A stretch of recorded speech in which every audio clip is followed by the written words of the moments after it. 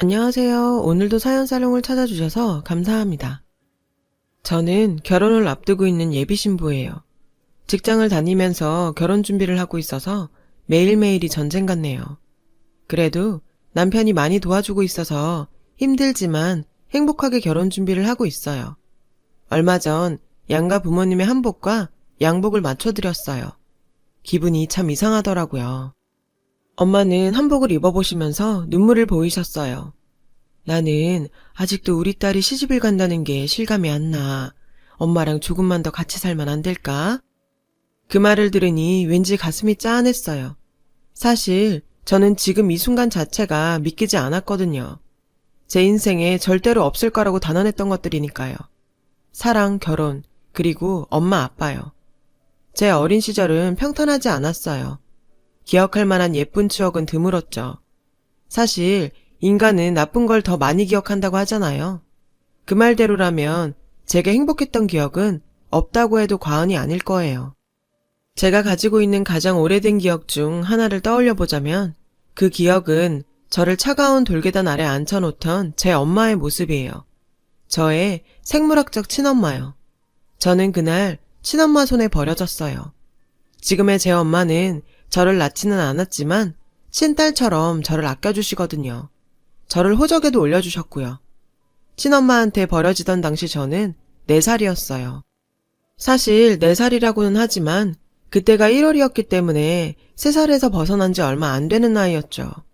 제 친엄마는 그런 저를 엄동설한 속에 돌계단 위에 앉혔어요. 엄마가 나중에 돈 많이 벌면 데리러 올게. 그러니까 여기서 기다리고 있어. 알았지? 엄마 얼굴 잊어버리지 말고 기다려야 해. 그 말만 남기고 저를 두고 떠났어요. 순식간에 일어난 일이라 저는 울지도 못하고 그저 앉아 있었죠. 한 20분 정도 그렇게 앉아 있었을까요?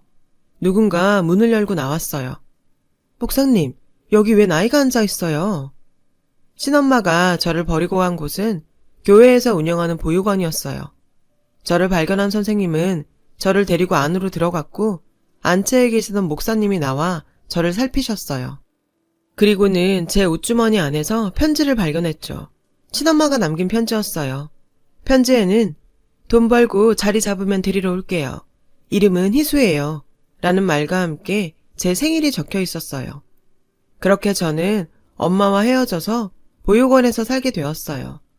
보육원에는 많은 아이들이 들어왔고 또 많은 아이들이 입양을 통해 그곳을 떠났어요. 저는 그곳에서 한 아이를 만났어요. 그 아이는 저랑 동갑이었고 제가 들어오기 한 달 전에 들어온 아이였죠. 동갑에다가 몸집도 비슷해서 저와는 옷도 번갈아 입었어요. 노는 스타일이 비슷해서인지 우리는 금방 친해질 수 있었어요. 그리고 저희 둘에게는 친해질 수밖에 없는 이유가 있었는데 바로 둘 다 입양이 되지 않는 아이라는 거였죠. 저희가 입양이 되지 않는 이유는 바로 둘 다 부모가 돌아오겠다는 편지를 남겼기 때문이었어요. 그 친구의 부모님은 도저히 지금은 아이를 키울 수가 없지만 언젠가 반드시 아이를 데리러 올 테니 제발 다른 데 보내지 말고 돌봐달라고 부탁까지 했다고 해요. 그래서 목사님과 선생님들은 저희 둘을 입양 대상에서 배제시킬 수밖에 없었다더군요. 어릴 땐 몰랐는데 자라면서 깨달았어요. 보육원에 들어오는 아이들은 길어도 1, 2년 후에 가족이 찾아와 시설을 떠난다는 걸요. 하지만 친구와 제 부모님은 여전히 연락이 없었어요. 처음에는 데리러 온다는 말을 믿었지만 시간이 갈수록 우리는 이곳에서 살다가 성인이 되어서야 나갈 수 있겠다는 생각을 하게 되었어요. 그래서 우리들은 더욱 서로를 의지하게 되었어요. 보육원 예산으로는 아이들을 유치원에 보낼 수 없어서 저와 친구는 보육원에서 선생님과 목사님한테 한글을 배우고 다른 아이들이 유치원에서 익히는 것들도 배웠어요. 둘뿐인 유치원이었지만 그래도 친구와 함께여서 행복했어요. 선생님들과 목사님, 그리고 사모님도 입양을 가지 못하고 있는 저희 둘을 특히 아껴주고 사랑해주셨고요. 친구와 저는 초등학교 입학도 같이 했고 학교 측의 배려로 같은 반으로 입학할 수 있었어요. 목사님이 교장 선생님께 직접 연락을 해서 저희 둘의 사정을 설명하시고 특별히 부탁을 드린 것이죠. 초등학교에 들어갔다고 해도 8살은 아직 어린 나이잖아요. 그런데도 환경이 바뀌니 아이들의 생각과 사고방식도 빠르게 변하기 시작했어요. 유치원과 학교는 다르다는 걸 깨닫기 시작한 거죠. 저와 친구는 서로를 지켰어요. 힘들거나 주변에서 아픈 말을 듣고 속상한 일을 당했을 때 저희는 서로를 위로하고 옆에서 지켜주었어요. 한 번은 그런 적이 있었어요. 조별 활동을 하던 날이었어요. 친구와 저는 다른 조였는데 친구가 있는 조에서 한 아이가 친구를 가리키며 나 얘랑은 같은 조 안 해. 얘는 부모도 없고 집도 없어서 교회에 사는 애라고. 그 말에 저도 친구도 당황했어요.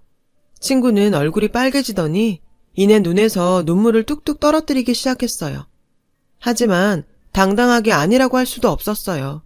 그 아이 말대로 우리는 부모도 없고 그래서 교회에 사는 것도 맞았으니까요. 그 순간 저는 벌떡 일어났어요. 저도 지금 생각해도 어디서 그런 용기가 났는지 모르겠지만 말이에요. 아무튼 친구가 울기 시작하는 걸 보고 벌떡 일어나 친구 옆에 걸어가 섰어요. 그래, 나도 수정이랑 교회에 살아. 그게 뭐 어때서? 그리고 부모가 없다고? 우리도 부모 있어. 너는 엄마 한 명이지? 우리는 엄마 많아. 5명도 넘어. 네가 뭔데 잘 알지도 못하면서 욕해? 그리고 교회에서 사는 게 뭐가 어때서? 니네 집보다 우리가 사는 교회가 더 크거든? 잘 알지도 못하면서. 제가 소리치자 그 아이는 당황했어요. 아마 친구가 보육원 아이라는 건 듣고 저도 보육원에서 산다는 건 듣지 못한 것 같았어요. 친구는 울음을 멈추지 않았고 선생님이 진정시키고 나서야 멈췄어요. 그 일이 있고 난 다음부터 저와 친구는 쌍으로 찍혀서 아이들의 눈총을 받아야 했어요. 부모 없이 교회에 사는 애라는 딱지가 붙어서 아무도 저희와 놀아주지 않았어요. 심지어 교회에 다니는 애들마저도요. 저희 보육원은 교회와 걸어서 8분 정도 되는 거리에 있었고 저희도 일요일마다 그 교회 어린이 예배에 참여했어요. 하지만 그 일 이후엔 어른 예배에 갔어요. 초등학교를 다니는 동안 저희에게 붙은 보육원 아이 딱지는 떼어지지 않았고 그게 저와 친구가 서로를 의지하는 계기가 되었어요. 사실 아이들이 심하게 괴롭히거나 왕따를 시킨 건 아니에요. 가끔 대놓고 신경을 건드리는 경우는 있었지만 그럴 때면 제가 사납게 달려들었고 금방 꼬리를 내리더라고요. 아이들은 저희가 다른 환경에서 사는 게 보이지 않는 벽을 만드는 것 같았어요. 그래도 저희는 괜찮았어요. 서로 의지하면 됐으니까요. 친구 여러 명 두면 뭐해? 진짜 친구 한 명만 있으면 되지. 하면서 우리는 항상 붙어 다녔어요. 그렇게 초등학교 생활을 마친 우리는 같은 중학교에 진학하게 되었어요. 중학교에 가면 공부도 어려워지고 고등학교 생각도 해야 하니까 둘이서 더 열심히 해보자고 얘기했었죠. 그런데 뜻밖의 상황이 벌어진 거예요. 저는 아직도 그날이 기억나요. 중학교 입학을 앞둔 2월이었어요. 친구와 저는 선생님들이 주신 용돈을 모아서 밖에서 점심을 먹고 들어왔어요. 막 보육원에 들어섰는데 선생님들이 한 곳에 모여 계셨어요. 한눈에 봐도 무슨 일이 있다는 걸 알 수 있었어요. 어머, 저기 오네요. 수정아, 희수야, 이리 와봐. 선생님이 저희를 발견하고 부르셨고 저희는 사무실로 들어갔어요. 사무실에는 목사님이 계셨고 소파에는 부부로 보이는 남녀가 앉아 있었어요. 여자는 저희를 보자 소리쳤어요. 수정아. 저는 놀란 눈으로 친구를 바라봤죠. 친구는 놀란 눈치였어요. 그 여자는 수정이에게 달려와 끌어안고는 서럽게 울기 시작했어요. 저는 영문을 모른 채 벙찐 표정으로 서 있는데 선생님이 제 곁으로 다가와 속삭이셨죠. 수정이 부모님이셔. 그 말에 저는 깜짝 놀랐어요. 지금껏 친구와 저는 부모님이 찾아올 거라고는 생각지도 못했었거든요. 지금껏 단 한 번도 연락이 없던 탓에 살면서 친부모를 만날 일은 없을 거라고 생각했으니까요. 친구 부모님은 친구를 꼭 안으시고는 울면서 그러더라고요. 아빠 엄마가 너무 늦었지. 미안하다. 이제 우리 수정이 엄마 아빠랑 같이 살 수 있어. 아빠 사업도 예전처럼 다시 일으켰고 이제 우리 식구 행복하게 살 수 있어. 보육원은 거의 축제 분위기였어요. 데리러 오겠다고 하곤 아이들을 두고 간 부모는 열이면 열 오지 않거든요. 목사님은 그동안 고생 많으셨다며 수정이를 위해서라도 잘된 일이라며 기뻐하셨어요. 하지만 저는 마냥 기쁠 수만은 없었어요. 친구가 가고 나면 저만 혼자 남게 되니까요. 친구도 그걸 알기에 짐을 싸는 내내 울먹였어요. 미안해, 희수야. 내가 너무 미안해. 친구는 내내 미안하다고 했어요. 솔직히 친구가 부러웠어요. 부모와 함께 살게 된 게 질투도 났고요. 하지만 속마음 그대로 말할 순 없었죠. 뭐가 미안해. 그런 생각하지 마. 다 잊고 엄마 아빠랑 행복하게 지내. 저는 애써 씩씩하게 말했어요. 그런 제게 친구는 전화도 자주 하고 자주 찾아올게. 그러니까 나 잊으면 안 돼? 친구는 울면서 말했고 저는 알겠으니 걱정 말라고 했어요. 친구가 떠나고 저는 이불 속에서 한참을 울었어요. 목사님이 제 마음을 아셨는지 들어오셔서 저를 꼭 안아주셨어요. 그리고 얼마 뒤 친구가 미국으로 떠난다는 소식을 듣게 되었어요. 식구들과 함께 미국으로 이민을 가기로 했다는 소식이었죠. 그 소식에 저는 밥도 안 먹고 울었어요.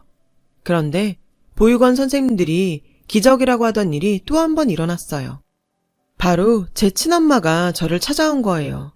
어느 날 선생님이 흥분한 모습으로 저를 불렀고 저희 엄마가 왔다고 했어요. 수년 만에 다시 만난 친엄마는 저를 보자마자 그러더라고요. 희수야, 엄마가 데리러 온다고 했잖아. 이제 엄마랑 같이 사는 거야. 친엄마의 담담한 태도에 저는 놀랐어요. 일전에 왔던 수정이 부모님과 달리 헤어진 지 며칠 안 된 사람 보는 것 같았거든요. 배웅 나온 목사님과 선생님들은 모두 자기 일처럼 기뻐해 주시며 부모님과 함께 행복하게 살라고 하셨어요. 그렇게 저는 얼떨떨한 기분으로 친엄마를 따라 나섰어요. 친엄마와 함께 간 곳은 어느 빌라였어요. 그곳에는 아저씨 한 분과 어린 남자애가 있었어요. 인사해, 새아빠셔. 그리고 동생이야. 새아빠라는 말에 제 생부가 아니라는 걸 알 수 있었어요. 친엄마는 재혼을 한 모양이었어요. 이복 동생과 아저씨는 제게 어색하게 인사했고 그렇게 저는 친엄마 집에서 새로운 삶을 살게 되었어요. 그날 이후 제 인생은 많은 게 변했어요. 차라리 보육원에서 살던 때가 그리울 정도로 괴로운 삶이 시작됐거든요. 친엄마는 중학생인 저에게 동생과 집안일을 떠넘기다시피 했어요. 당시 새아빠는 회사원이었고 친엄마는 화장품 가게 판매원으로 일하고 있었어요. 엄마는 술을 좋아해서 퇴근 후 동생이 잠들기만 하면 바로 술병을 꺼내들었어요. 술에 취하면 늘 제게 술주정을 했죠. 사실 널 데려올까 말까 고민했는데 그이가 그래도 친자식인데 데려오라고 해서 데려온 거야. 그러니까 고맙게 생각하고 동생한테 잘해. 알았어? 저 사람이 정말 내 엄마가 맞을까 싶을 정도였어요. 친엄마의 술주정을 들을 때마다 서러운 마음뿐이었죠. 제가 볼 때는 새아빠와의 관계도 그리 좋지 못한 것 같았어요. 다투는 모습을 보는 일이 잦았거든요. 그래도 새아빠는 삐뚤어진 사람은 아니라서 저와 동생에게 신경을 써주었어요. 동생 때문에 친엄마와 헤어지지 못하는 것 같았어요. 저는 먹고 잘 수 있는 집이 있다는 사실에 만족하자 생각하며 견뎠어요. 어린 동생도 잘 돌보았고 나름대로 공부도 열심히 하면서요. 그러면서도 친구와 함께 지냈던 시절이 그리웠어요. 저는 친구 생각에 다른 친구들과 잘 어울리지 못했어요. 학교 친구들과 어울릴 때마다 친구의 빈자리가 너무 크게 느껴졌거든요. 연락도 안 되니 그리움은 더 컸죠. 그렇게 시간이 흘러 저는 고등학생이 되었어요. 제가 고등학생이 되고 대학 입시를 준비해야 할 나이가 되었을 때 집안의 상황은 훨씬 더 나빠졌어요. 친엄마와 새아빠의 관계가 회복 불가능한 상태가 되어버렸거든요. 정말 눈만 뜨면 싸웠고 시도 때도 없이 툭하면 이혼 얘기가 나왔어요. 이혼은 시간 문제인 것 같더라고요. 저는 차라리 빨리 이혼을 하길 바랬어요. 제가 수능시험을 치르고 일주일쯤 지난 어느 날 새아빠가 저를 불렀어요. 그리고는 친엄마와의 이혼을 알렸어요. 너에게는 정말 미안하지만 내가 너까지 데리고 살 상황이 안 돼. 새아빠는 자신의 양육권을 가진 동생만 데리고 살게 되었다고 말해주었어요. 이해했어요. 저는 찐딸도 아니고 솔직히 새아빠도 넉넉지 않은 형편이라 저를 책임질 여력이 안 됐거든요. 대신 내가 동생 데리고 나갈 테니까 넌 그냥 여기서 엄마랑 살면 돼. 저는 새아빠한테 그동안 감사했다고 말했어요. 며칠 뒤 새아빠와 동생이 이사갈 날이 결정되었어요. 이혼도 거의 마무리되어 갈 즈음이었죠. 그런데 이혼이 성립되기 직전 친엄마가 도망쳤어요. 쪽지 한 장만 딸랑 남긴 채 새벽에 짐을 싸들고서 말이죠. 쪽지에 자신은 저를 키울 능력도 안 되고 저도 다 컸으니 혼자 살라고 적혀 있더군요. 새아빠는 난감해했지만 어쨌든 이혼 절차를 마무리 지었어요. 그리고 예정대로 이사를 나갔고 저는 그 빌라에 혼자 남게 되었어요. 일찌감치 대학 진학을 포기했던 저는 아르바이트를 하던 중이었어요. 일을 마치고 텅 빈 집에 오면 무섭고 외로웠어요. 차라리 엄마의 독설이라도 있었으면 할 정도였어요. 그날도 아르바이트를 마치고 늦게 돌아와 잠을 자던 중이었어요. 그런데 이른 새벽 누군가 저희 집 문을 쾅쾅 두드리는 거예요. 그 소리에 순간 덜컥 겁이 났어요. 너무 무서웠어요. 혹시 취객이 집을 잘못 찾아온 게 아닐까 하는 생각도 들었어요. 그냥 없는 척하려고 쥐죽은 듯 있는데 익숙한 목소리가 들리더라고요. 희수야, 희수 없니? 희수야. 보육원 선생님 목소리였어요. 겁에 질려있던 저는 번개같이 달려나가 문을 열었어요. 선생님 얼굴을 보자마자 눈물이 팍 터지더라고요. 그리곤 주저앉았죠. 긴장이 풀려서 다리에 힘이 풀렸거든요. 선생님은 저를 달래며 그러시더군요. 지금 빨리 보육원으로 가야 돼. 그 길로 저는 선생님을 따라 나섰어요. 그렇게 7년 만에 보육원을 다시 찾았죠. 보육원에는 누군가 저를 기다리고 있었어요. 중년의 여자분이셨죠. 그분은 저를 보시더니 눈물을 글썽이며 다가와 저를 끌어안으셨어요. 그런데 그 여자분이 낯설지 않은 거예요. 분명 어디서 본 것 같은데 기억이 안 나더라고요. 그때였죠. 옆에서 선생님이 그러시는 거예요. 수정이 어머니셔. 기억 안 나니?